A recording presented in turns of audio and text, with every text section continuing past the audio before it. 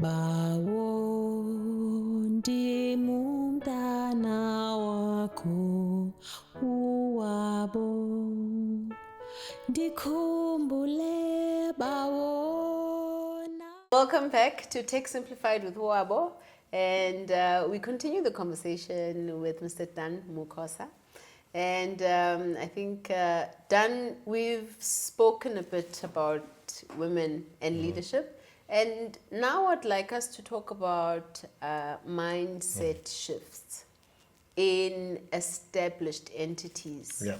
Organizations that are 50, some of them 100 years old. How do you introduce dynamic, adaptive thinking to a culture that almost pushes against it? Yeah. And an example that I'll give you is where companies themselves have seen that, and where they want to self-disrupt, they will start an entity that is independent. And then once that entity, which is independent, starts to produce results, it's given the autonomy, they then infuse it back into the bigger ship, right? So how do we move around this mindset shift? Yeah. Well, I think the answer is not simple, right? I think one thing I know about it is that it starts with leadership. If the leaders are not going to give or define or create a vision or a strategy which allows for change, for a culture which shifts what we used to do, what was business as usual, you will struggle to move. I've experienced it twice myself. When I was in corporate, I was given the opportunity to go spend some time in America, came back, and I was told that no, those things don't work here. And in fact, one of my triggers to leave corporate was because I said I don't want the 4IR to leave me. This was 2016, 2017. I want to be part of the pioneers. Part of it, right? Because I've seen you've opened, my ears are open. You are the one who took me there, only to just be told you can't. So already it shut down. And what was very interesting is we said the digital program, and when I asked 3 months ago with people who were involved in the program, they shut it down 2 years ago. I left corporate 6 years ago. So I'm like, wow, we've gone back. We don't even have a digital program in this company. It's very interesting. So I think leadership has got a big role. Now, when we talk about culture, what brings the culture? To me, maybe, if I was to put it, I can think of 5 things right now, right, which creates a culture shift. The first one is the idea that there's a lot of unknowns. So what it means for me is this: we need to source wisdom beyond where we are as a company and as a team. That uses technology, AI. It uses people who've experienced things differently. It uses people who experience people from a different environment. Otherwise, you'll never know. I mean, right now, the biggest disruptors in the finance sector is everyone who's doing some form of money transfer. They never saw that coming, right? There's a lot of opportunities around that. Telcos have been disrupted. Now they're also disrupting. They've become financiers in also participating in money transfers. So I'm just saying that was a known unknown maybe, but to a bigger degree it was unknown because no one knew that you could actually do that. Yeah. So that's the first one, to really come and say, how do we create a culture of developing wisdom which will help us understand the current environment, the current market? That's the first one. Okay. The second one, live within the trends. Yeah. You have to develop a culture where trends matter. Okay. The behaviors on our mobile phones are determining how multi-trillion rand companies or billion rand companies are created. Okay. You can't stay away from what people do. Yeah. The actual transformation, when we talk about digital transformation, is in people. It's not the technology. Technology is there. I can come and put a new system in your house, but if you guys fold your arms and not use it, there's a problem. That's the second one. The third point around the culture, to me, it becomes about allowing people to play around with ideas, to innovate, to workshop, to come up with new thinking.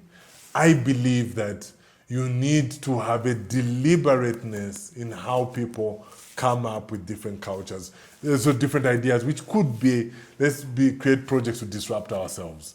Let's create an innovation center. The third one is for the culture to happen, money has to be spent. I always come and say, our company does a digital maturity for organization.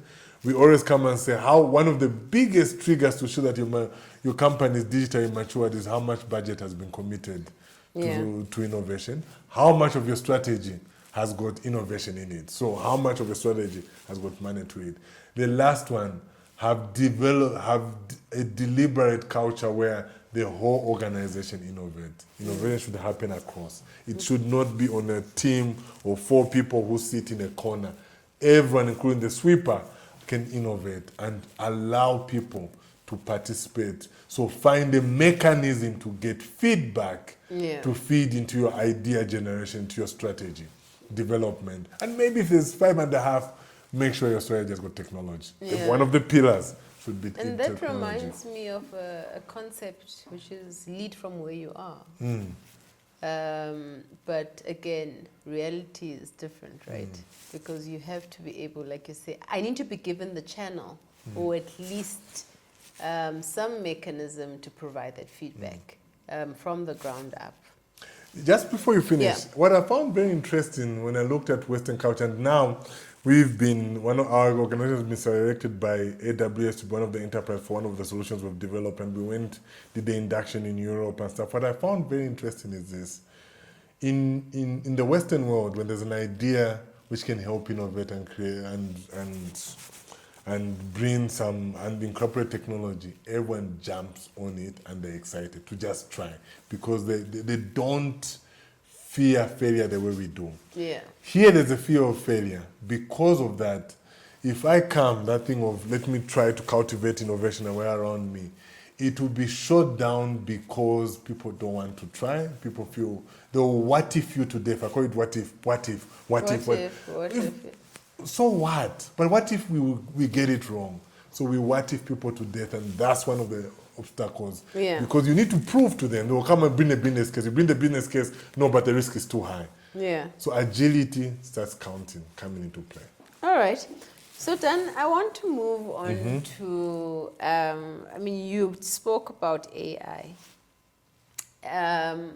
But first I want to talk about the value chain, right? And maybe let's say from left to right. On the left-hand side, you've got your applications, which are your drivers.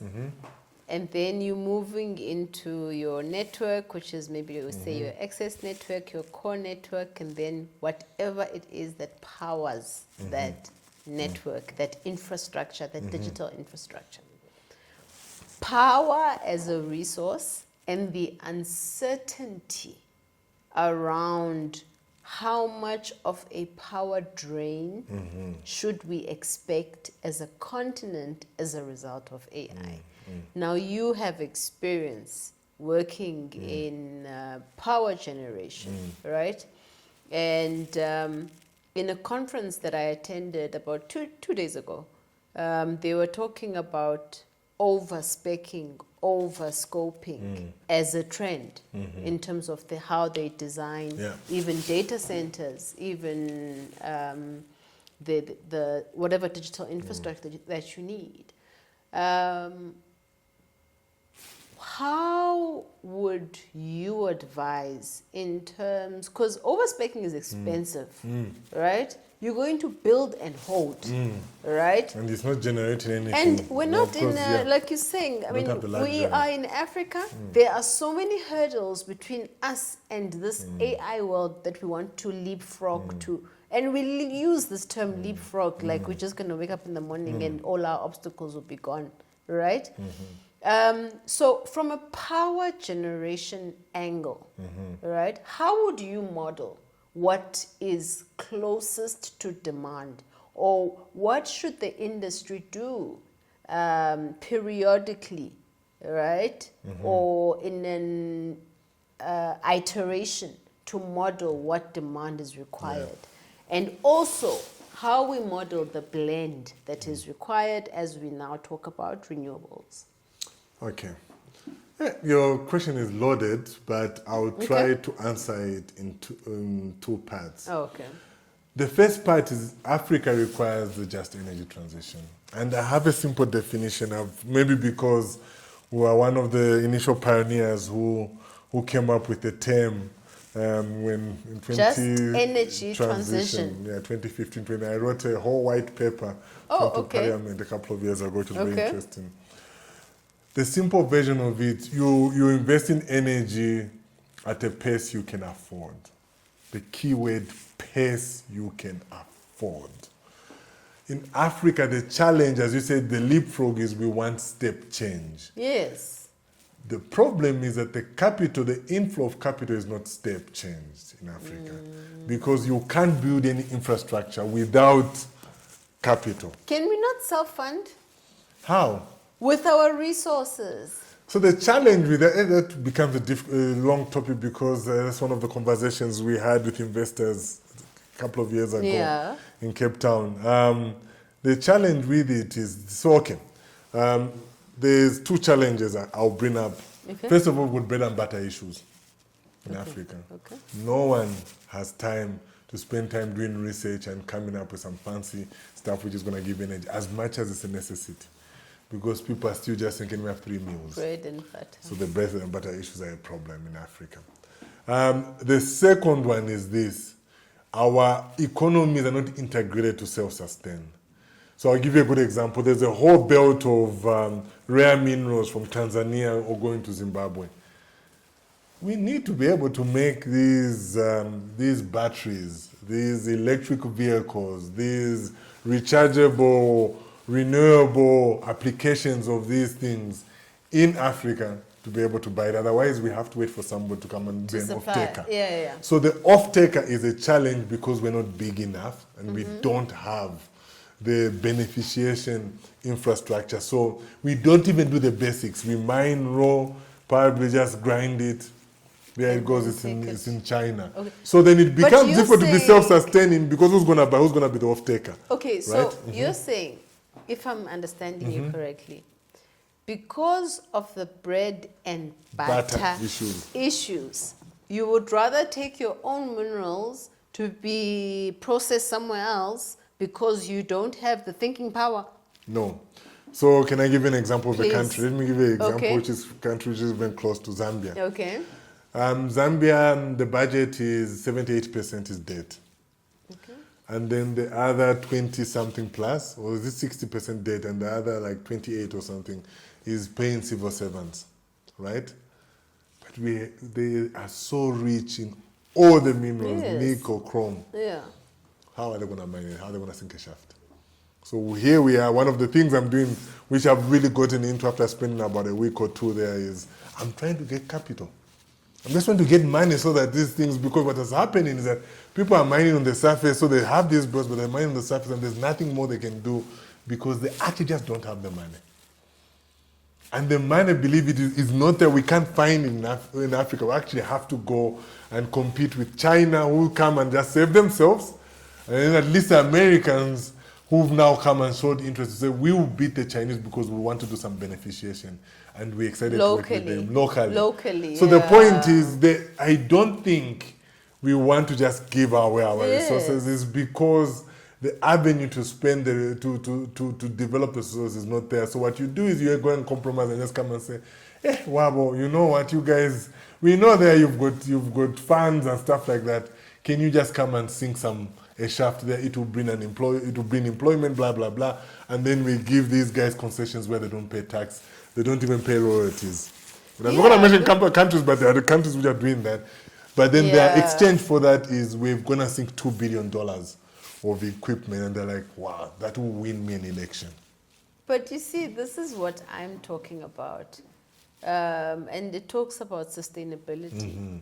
Some of the decisions that we make as leaders, I believe that today's leaders are simply custodians. The benefactors or the beneficiaries are the next generation. The next generation, yeah.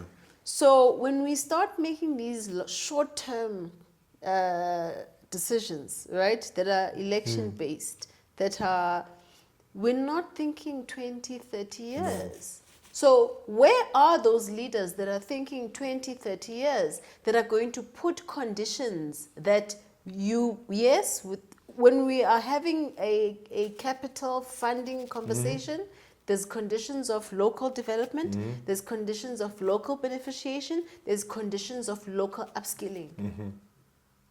So where are those leaders? They're here. The challenge those leaders have is this, and I'll give my own experience without necessarily jeopardizing the work I'm doing. Yeah. We are trying to bring capital. We are trying to bring beneficiation. The leadership in administrators came and put us on the side. It wasn't it for me. If it's not in it for me, we're not going anywhere. We're not going to get the license. So the challenge we face is we've got a culture of self-enrichment. Politics is still going to be the jackpot in Africa. So even when you have good intent, it becomes difficult to break that cycle. It's literally a culture. The next person who comes, who allocates licenses, wants you to give them a young 250 USD. Then it's not a bread and USD, and then you're like, money doesn't work like that. We still need to bring the mind like, no, without that, we don't start talking. Okay, so right? but then done, it's not a bread and butter issue. It is a corruption issue. It is. One feeds the other. So the bread and butter issue becomes a different conversation. The reason I brought it up was this. When those guys decide to spend, they will spend on the things which give them the elections, which are the bread and butter issue. Yes, okay. The election is next year. Yeah. Need to get my act together, buy some Land Cruisers, buy some people some bags of mini meals and whatever, bicycles, whatever they do in the rural areas. That's fine, yeah. We get the elections. The idea of what's in it for me, I want to put it that way, but in reality it's corruption, is very individual. And what it does is that when somebody like us who go and we're trying to bring real investments and somebody's coming up with that, it discourages us. I'll give you a good example. People talk about how corrupt Nigeria is, right? Because of all these scams and stuff. Having spent time a lot, I've learned to respect how Nigerians know how to put deals. And I think Kenyans and Egyptians have followed now. From what I'm looking, my own observation, but people in the private equity space who know what we've done, but they've learned, they've realized, let the money come, let's sink it. And let's figure out how we make money in the value chain of whatever we're sinking. I think as Sub-Saharan, we don't care about the value chain. I make my money when I give you the license. When the license comes here, once 1 million user, I've already found my penthouse there in New York. Okay. And whatever. And I think the culture is engraved. We need to move to people who come and say, look, corruption will be in the Western world is there. It's not like it's not there. But let me come and get the money sunk in. And in there, I might overprice the shaft. But we're going to have that shaft. And we need to get to the stage where people think that people get the... Politics is a retirement, but I call it a jackpot. It's a jackpot career. I have to hit the jackpot. I can't be there and then be kind of sort of making money the next 5 years. So that hinders us quite a lot when it comes to moving. And then you find that capital gets withdrawn because the people who raise capital, bring capital. They don't want... in fact, one of the criteria for proper capital in Africa is I don't want any political interference, any political visibility. If the arm of politics can reach my money, I'm going to keep it because I don't know what they can do to make sure I don't raise my money. So people hold it. Okay. So that prevents us from doing a lot of investment. All right. So, Dan, while we are talking problem solving and we're talking AI and we're talking corruption, there is a perspective that with transparency, we can monitor, measure, and start to curb that, right? And this then comes back to giving the power back to the citizens. Okay. In an age of data, everything is data-driven, okay?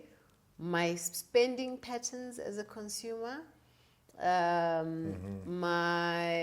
what I do for leisure, for example, all that data is my data. I have control over it. But then somewhere along the line, I lose control and I don't get any benefit from its processing, right? How can we then, almost make citizens shareholders in that data world? Because then it changes what you're saying. We start to have transparency. We start to have people that are manning the system. Technology is creating an avenue where the playing field become a bit equal. Yes. Right? It is controlled when people regulate and stuff, so the regulator will come and determine and then takes away the power from the people. But we've seen even in elections in America, wherever it is, now people feel they have the power and they can now determine it without it just coming from media who comes and brainwashes you and stuff. Yeah.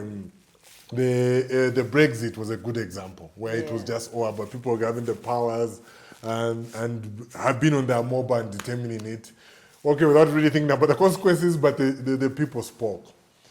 I think for us to get to that stage, I think we need to get to administrations or governments which appreciate the fact that the collective contribution is what matters. Because when you take the power away, those people you're the only ones who determine. I mean, I saw a video once for a Eastern African minister saying that people should not ever comment about the work we do because they don't understand what's in government. You're providing the service to them, and they are your bosses. No, yeah. Right? But we take away that power. So, look, I don't know what the answer is, but what I would really come and say is this. What I would want to say is, I was going to come and say, what technology does, it gives us an avenue for us to determine. People can go create followings on Twitter around the narrative. We can get people who can use technology and kind of remove the administrative part, specifically when it comes to AI-based businesses. I mean, I was looking at a show recently around agentic are just robotics, AI, where people have come and said, we need to find a way of automating how data is given to government and how data can be used by both government and the public in Kenya. And I thought that was pretty cool. So now we're not letting government come up with an infrastructure project where there's going to be some staff coming in, what's in it for me? And people are saying, but we can do it by ourselves. And now we have a platform where we can have control. Blockchain is a very good example which actually removes that. That's why I think there's a lot of sensitivity in how government are adopting it and allowing it in the organization. I think it's the future when it comes to making sure that it's technology, voices of the people, is real democracy. It democratizes everything and no one has one power. All right. Yeah. So now tell us a little bit about Biotechnologies Africa. What do you do? And some of the problems that you're solving towards this digital future that is changing every day, and with as much uncertainty, right? How are you holding the hands of companies that are uncertain and are saying they want to bring you on board and help them with either automation, analytics? So just tell us about that. But you never ask. So Biotech, let me talk about the company. Let me talk about the work we're doing. Okay. So the company itself has got two business units. So there's the digital business unit and there's the advisory business unit. The digital business unit is run by our CEO, Towela. What we do in the digital space is, I would bucket it in 5 things. We do digital solutions, so we're very passionate. We've got 2 solutions we are just launching the next 2. When you say digital solutions, so remember, Dan, our platform is Tech Simplified. So I'm not a techie. Okay. Okay? So please explain that to me. So digital solution is where we come and we say, there's this business problem. Let me give the 2 business problems we've solved with our 2 solutions developed by Biotech. Okay. There's a business problem which exists, there's a gap. So we've identified that we want to be here in this space, in this business area, and I'll talk about the area, but we're sitting here, so there's a gap. Okay. Can we use technology to enable? We think technology is an enabler. It doesn't solve problems. It enables how you solve problems. Okay. Yeah, to solve problems, because you're still going to need people. Okay.